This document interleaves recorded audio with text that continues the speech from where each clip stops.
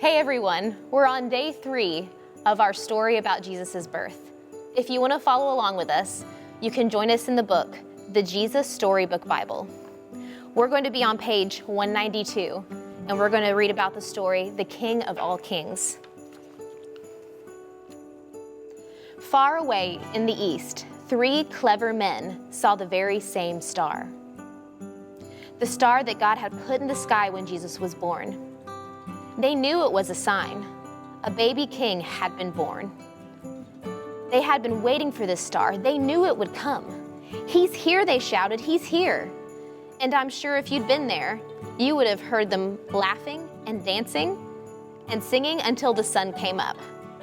At dawn, they packed up their camels and wrapped gifts for the baby. They brought their most precious treasures of all, frankincense, gold, and myrrh. Special, sparkly, lovely smelling, gleaming things, just right for a king. The 3 wise men, actually, if you'd met them, you'd have thought they were kings because they were so rich and clever and important looking, but they set off.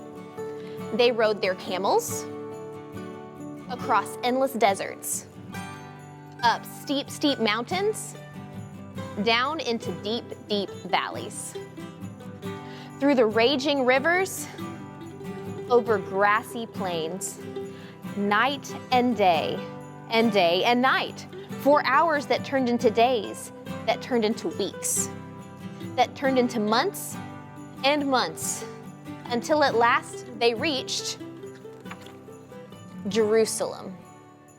Jerusalem was by far the most important city for miles around, and as anyone can tell you, that's where a palace would be, and kings are born in palaces. So that's where they went. But they were in for a surprise. They went to see King Herod. Surely he'd know where this baby was. But he didn't. In fact, he didn't like the sound of a new king. It made him cross. He didn't want anyone to be king except him. But Herod's advisors told the 3 wise men what was written in their books. What God had said about the baby king, go to Bethlehem. That's where you'll find him. Suddenly, the star they had seen in the east started moving again, showing them the way. So the 3 wise men followed the star out of the big city, along the road, into the little town of Bethlehem. They followed the star through the streets of Bethlehem, out of the nice part of town, through the not so nice part of town, into the really not nice at all part of town, down a little dirt track until it stopped right over a little house. But wait, it wasn't a palace, and there weren't any guards or servants or flags or red carpets or trumpets or anything. Did they get it wrong? Or was this what God meant? Sure enough, in that little house, there sitting on his mother's knee, they found him, the baby king. The 3 men knelt before the little king. They took off their rich royal turbans and gleaming golden crowns. They bowed their noble heads to the ground and gave him their sparkling treasures.